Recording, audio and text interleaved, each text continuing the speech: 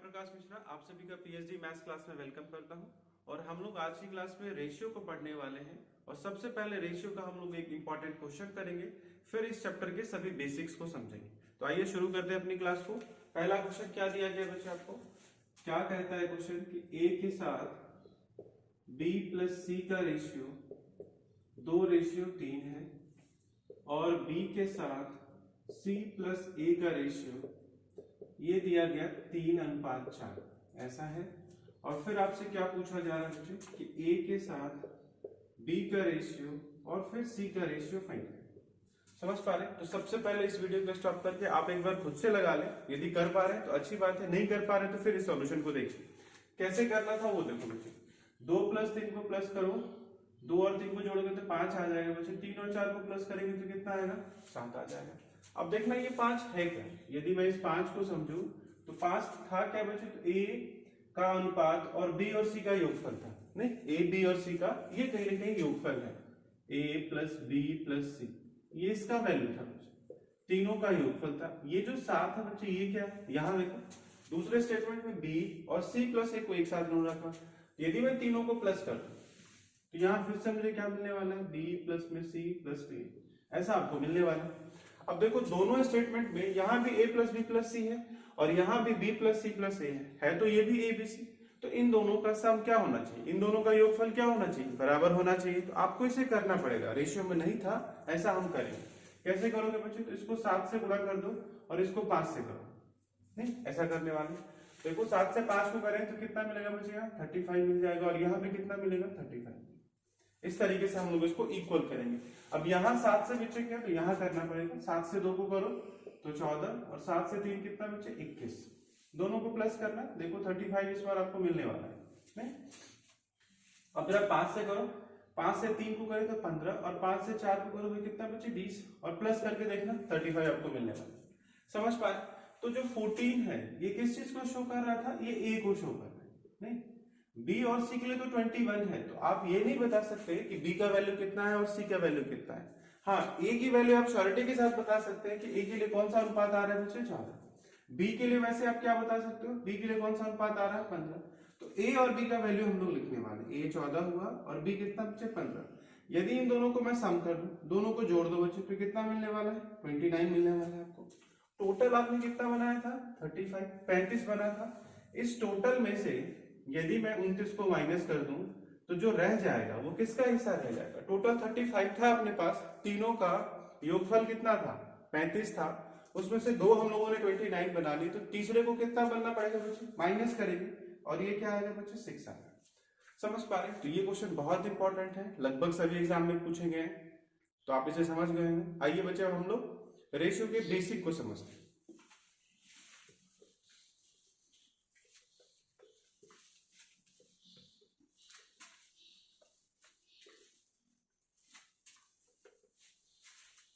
Ratio देखो बच्चे, इस चैप्टर के हम लोग बेसिक को समझने वाले हैं। रेशियो अनुपात ये होता क्या है इसको समझते हैं। रेशियो का मतलब क्या है, इसका क्या मीनिंग है, इसे पहले समझ लो। रेशियो का मतलब होता है comparison, comparison between same kind of quantity.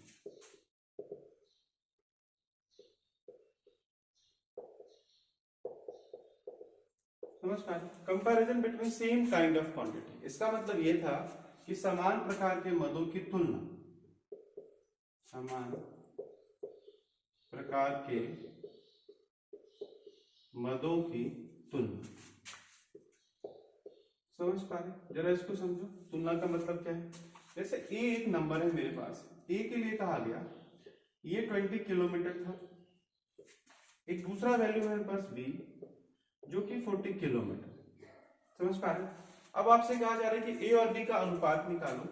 तो ए और बी का अनुपात कैसे निकालोगे बच्चे? तो आप इसको a बटे में b लिखेंगे और फिर उसके बाद 20 बटे में 40 लिखोगे।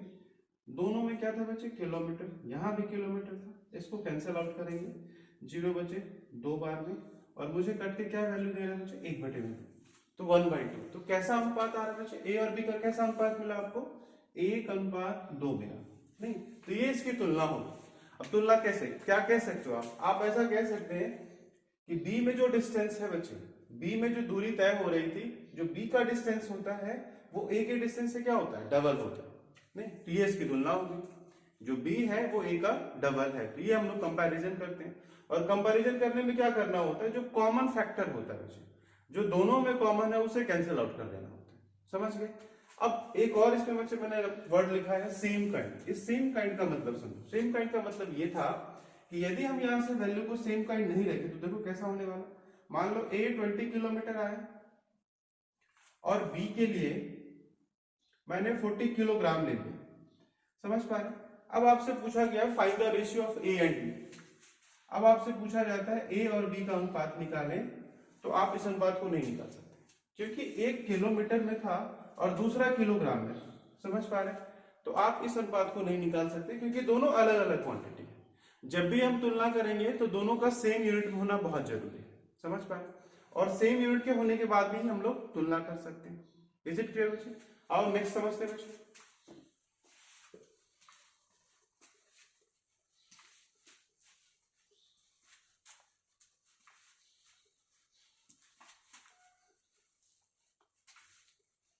रेशियो में कुछ इंपॉर्टेंट वर्ड्स हैं, कुछ मीनिंगफुल वर्ड्स हैं, जहां से डायरेक्ट पेपर में क्वेश्चन पूछे जाते हैं। चाहे आप बैंकिंग का पेपर दें, चाहे एसएससी का दें, चाहे आप व्यापम का पेपर दें, यहां से डायरेक्ट क्वेश्चन आते हैं। तो कुछ वर्ड्स को हम लोग समझेंगे और कुछ और बेसिक को समझते हैं। देखो बच्चे, एक रेशियो मैंने लिखा 4:5, 4:5। ये जो 4 है बच्चे, ये 4 क्या कहलाते हैं, इसको एंटीसीडेंट कहते हैं। इसे एंटीसीडेंट कहते हैं और हिंदी में इसे पूर्व पद कहा जाता है। ये जो 5 है इसको कंसीक्वेंट कहते हैं। समझ पा रहे। ये कंसीक्वेंट कहलाता है और इसे हम कहते हैं अनुवर्ती पद। अनुवर्ती पद। समझ पा रहे। ठीक बच्चे। अब इसके बाद कुछ वर्ड्स हैं, इसे देखो।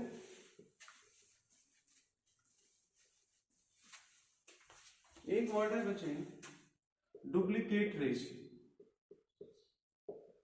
Duplicate ratio. समझ पा रहे। अब डुप्लीकेट रेशियो क्या होता है जरा इसे समझते हैं। इसको हिंदी में कहते हैं बच्चे वर्गानुपात। ये वर्गानुपात कहा जाता है। तो हिंदी से आपको मीनिंग पता चल रहा होगा, फिर भी इसके मीनिंग को समझते हैं। जैसे ए और बी का अनुपात आपको दिया गया और आपसे पूछा जा रहा है कि इसका डुप्लीकेट रेशियो निकालो। इसका डुप्लीकेट रेशियो वर्गानुपात निकालो। तो कैसे निकालोगे बच्चे, तो इन्हीं का आपको वर्ग करना होता है, स्क्वायर करना होता है, ए स्क्वायर और बी स्क्वायर। एक छोटा सा यदि हम लोग क्वेश्चन ले लें, जैसे 2 और 3 का अनुपात था मेरे पास और मुझे इसका डुप्लीकेट रेशियो फाइंड करना है बच्चे, तो कैसे फाइंड कर सकते हो डुप्लीकेट रेशियो। 2 का स्क्वायर करोगे और बच्चे क्या 3 का स्क्वायर करेंगे। 2 का स्क्वायर कितना होता है 4 और 3 का स्क्वायर होता है 9। तो कैसा आने वाला है 4:5। समझ पाए। आओ बच्चे एक और वर्ड है इसी का रिलेटेड, वो देखो। एक और वर्ड है बच्चे जो इसी का छोटा भाई है, सब डुप्लीकेट रेशियो। सब डुप्लीकेट रेशियो, इसको समझते हैं। इसका मतलब होता है वर्ग मूलानुपात। इसे वर्ग मूलानुपात कहा जाता है। इसमें क्या करते हैं बच्चे, जैसे ए और बी आपको अनुपात दिया गया, तो इसका सब डुप्लीकेट रेशियो हम कैसे फाइंड करेंगे। सब डुप्लीकेट, ये शॉर्ट फॉर्म में लिख रहा हूं मैं। सब डुप्लीकेट रेशियो कैसे आएगा बच्चे, तो इसी का मुझे वर्गमूल निकालना होगा। तो मैं ए का वर्गमूल निकालूंगा और बी का वर्गमूल निकालूंगा, ए और बी का। समझ पा। क्वेश्चन कैसा आता है, ये नंबर मैंने सिंपल इसलिए रखे हैं जिससे आपको आसानी से समझ में आए। क्वेश्चन का नंबर इससे अच्छे नंबर आ सकते हैं, डेसिमल में हो सकता है, फ्रैक्शन में हो सकता है। करेंगे हम लोग ऐसे क्वेश्चन को आगे। तो देखो बच्चे, यहां मेरे पास एक नंबर है 4 और 9। इसका मुझे फाइंड करना था 4:9 का सब डुप्लीकेट रेशियो।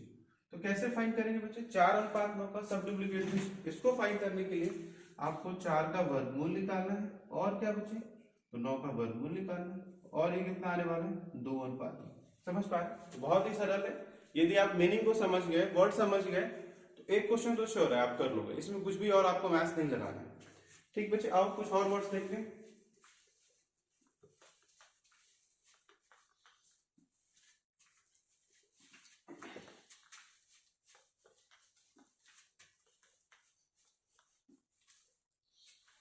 इसके बाद का वर्ड है बच्चे triplicate ratio. Triplicate ratio. Triplicate ratio का मतलब होता है घनानुपात। इसे हिंदी में घनानुपात कहा जाता है। और इसके मतलब को समझ लो, जैसे ए और बी का अनुपात मुझे दिया गया और आपसे पूछा गया ट्रिप्लीकेट रेशियो को फाइंड करो, तो कैसे फाइंड करोगे बच्चे? आपको इसी का पावर 3 करना है, a टू द पावर 3 और b टू द पावर 3। समझ पाए? ऐसा हम लोग करेंगे। एक नंबर लेते हैं बच्चे 1 और 3, इसका मुझे ट्रिप्लीकेट रेशियो घनानुपात निकालना था, तो मैं 1 का पावर 3 करूंगा और 3 का पावर 3 करूंगा, तो 1 का पावर 1 होता है, 3 का पावर 3 27 होता है। घन कर दिया, ये इसका आंसर है। ठीक बच्चे, इसी का दूसरा पार्ट सब ट्रिप्लीकेट रेशियो। इंग्लिश का वर्ड बहुत इंपॉर्टेंट है, हिंदी में ट्रांसलेशन के वक्त कई बार वर्ड्स बदल जाते हैं, तो आपको इंग्लिश के वर्ड के मेन वर्ड को, कोर वर्ड को ध्यान रखना पड़ेगा। इसलिए मैं इंग्लिश भी साथ साथ लिख रहा हूं, तो हिंदी वाले इंग्लिश वर्ड को जरूर ध्यान रखें। तो सब ट्रिप्लीकेट रेशियो ये कैसा होता है बच्चे? ये है घन मूलानुपात, इसे हम घन मूलानुपात कहते हैं। कैसे फाइंड करोगे? जैसे मान लो ए और बी अनुपात मुझे दिया गया और पूछा गया सब ट्रिप्लीकेट रेशियो को फाइंड करें। सब ट्रिप्लीकेट रेशियो निकालना था, तो कैसे फाइंड होगा बच्चे? ये ए का मुझे घनमूल निकालना है, cube root of A and cube root of B. A और बी का मुझे घनमूल निकालना है। समझ पाए? क्वेश्चन कैसा आ सकता है? जैसे 8 और 27,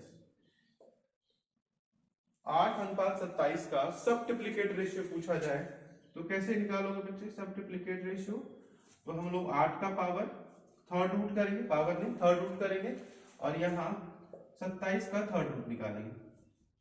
दोनों का हमें घनमूल निकालना पड़ेगा, और ये आपको क्या देगा बच्चे? तो 2:3। समझ पाए? बहुत ही सरल है। Is it clear? और बच्चे नेक्स्ट को समझते हैं, नेक्स्ट सब वर्ड को समझते हैं।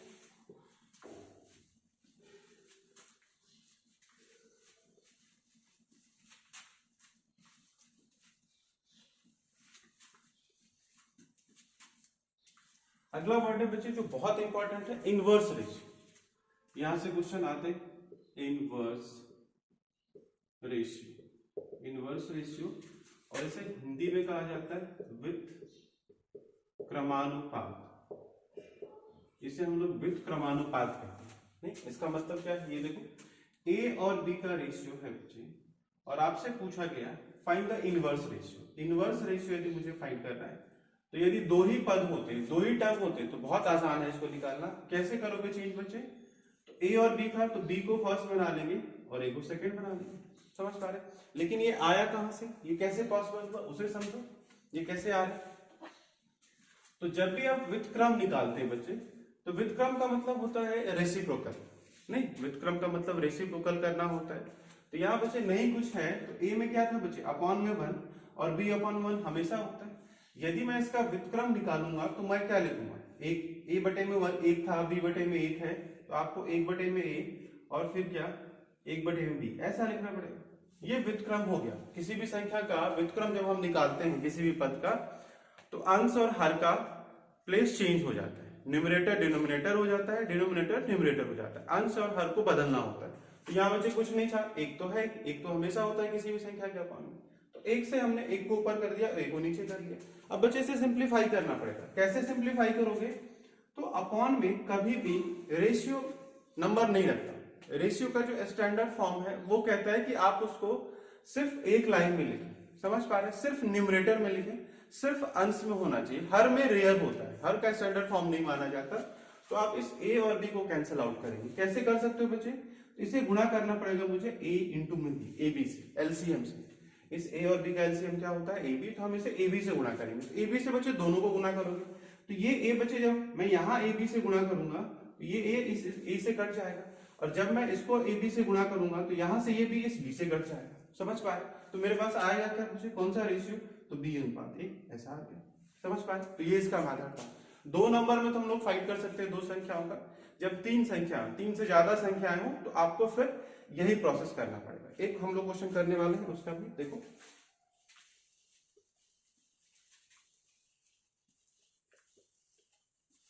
जैसे आपसे कहा जाए 2:3 अनुपात 4 का इनवर्स रेशियो का 2:3:4 का इनवर्स रेशियो। इनवर्स रेशियो का मतलब क्या बच्चे? व्युत्क्रमानुपात को निकालो। तो कैसे निकालो बच्चे? 2 3 4 था तो सबसे पहले इसका रेसिप्रोकल करना पड़ेगा। नहीं कुछ है तो अपॉन में 1/1 था हर जगह। तो आप क्या करोगे? व्युत्क्रम इसको 1/2 लिखना पड़ेगा। इसे बच्चे 1/3 लिखेंगे और इसे 1/4 लिखेंगे। अब 2 3 4 को कैंसिल आउट करने के लिए 2 3 4 का लघुत्तम निकालना पड़ेगा, एलसीएम निकालना पड़ेगा। तो 2 3 4 का लघुत्तम कितना होता है बच्चे? 12। काटो इसे, 2 बच्चे इसको 6 बार 12 से बाहर गुणा किया, इसका मतलब ये मैं यहाँ 12 से गुणा कर रहा हूँ, यहाँ भी 12 से और यहाँ भी क्या बच्चे? 12 से। समझ पा रहे? तो ऐसा हम लोग करने वाले। अब काट दो, 2 बच्चे 6 बार में गया, 3 इसको 4 बार में काट लेगा, 4 इसको 3 बार में काट लेगा। और ये अनुपात कैसा आ रहा है? 6:4:3। समझ पा रहे? ये बहुत इंपॉर्टेंट कंसेप्ट है, यहाँ से क्वेश्चन आता ही है, तो ये आपको पता होना चाहिए। अब बच्चे नेक्स्ट वर्ड को समझते हैं।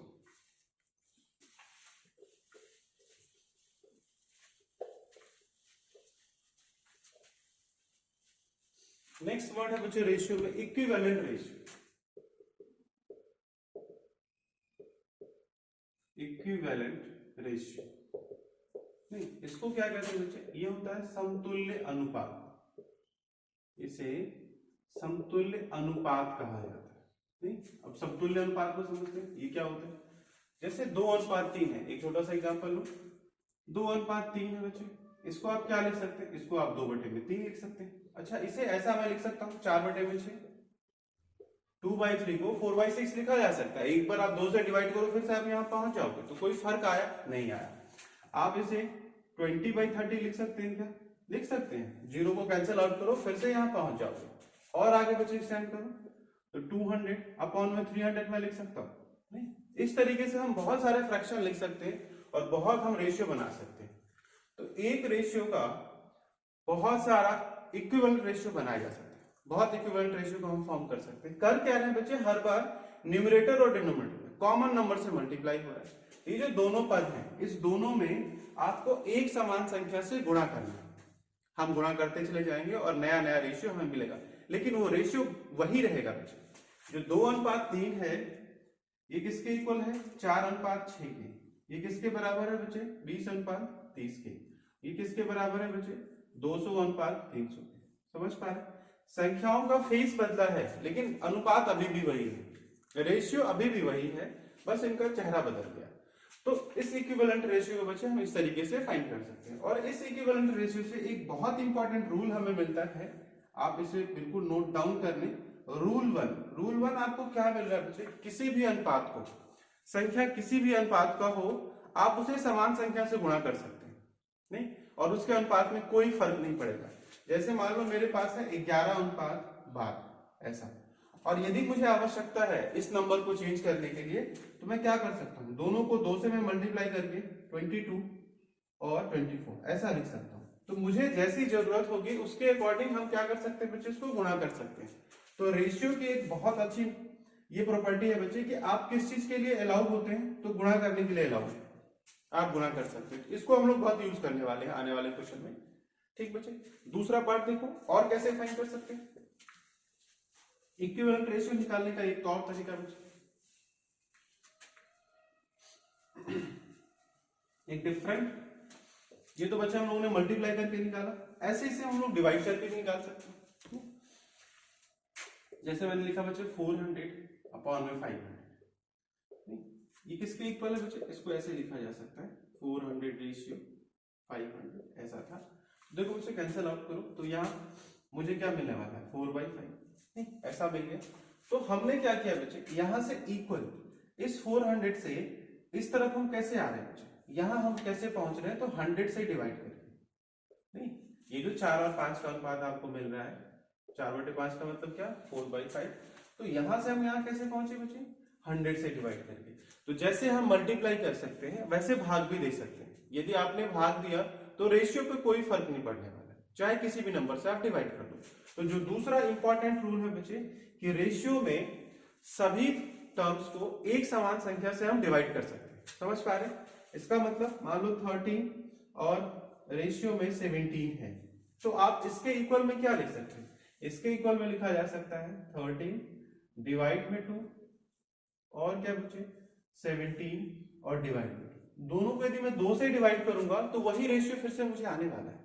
तो आप दूसरा, एक तो बच्चे हम मल्टीप्लाई कर सकते हैं और दूसरा क्या डिवाइड कर सकते हैं। ये दोनों रूल बहुत इंपॉर्टेंट है जो रेशियो में बहुत यूजफुल है। तो ये आपको ध्यान रखना है, इसकी जरूरत आपको पड़ने वाली है कि रेशियो में एक समान संख्या से गुणा किया जा सकता है तो आपको फिर से वही रेशियो मिल जाता है, और एक समान संख्या से यदि मैं भाग भी दूंगा तो फिर से मुझे वही अनुपात मिलेगा, अनुपात में कोई बदलाव नहीं आता। समझ पा रहे? अच्छा, क्या अलाउड नहीं है? जैसा ऐसा तो हम कर सकते हैं, लेकिन यदि मैं प्लस और माइनस करूंगा तो पॉसिबल नहीं है मुझे। प्लस और माइनस करने से जो ओरिजिनल रेशियो है, जो वास्तविक अनुपात है, वह खत्म हो जाता है, एक दूसरा अनुपात मिल जाएगा। सपोज 2 और 3 का अनुपात था बच्चे, इसको कभी भी आप ऐसे नहीं लिख सकते हैं कि 2 प्लस में 1 और 3 प्लस में 1। ये दोनों अनुपात आपस में बराबर नहीं है, बिल्कुल अलग अलग है। समझ पा रहे? यहां मैंने क्या किया, दोनों में एक समान पद को जोड़ दिया, 2 प्लस में 1 कर रहे हैं, 3 प्लस में 1 कर रहे हैं और इसके इक्वल में रख रहा हूं। नहीं हो सकता ऐसा। यहां एक अनुपात तो आपको मिलेगा, लेकिन ये अनुपात और ये अनुपात बिल्कुल एक दूसरे से अलग अलग है। समझ पा रहे? दोनों डिफरेंट रेशियो आपको मिलेगा। तो आप ऐसा अलाउड नहीं, आप प्लस नहीं कर सकते, आप मल्टीप्लाई और डिवाइड कर सकते हैं लेकिन प्लस नहीं कर सकते। ऐसे ही बच्चे माइनस भी नहीं कर सकते।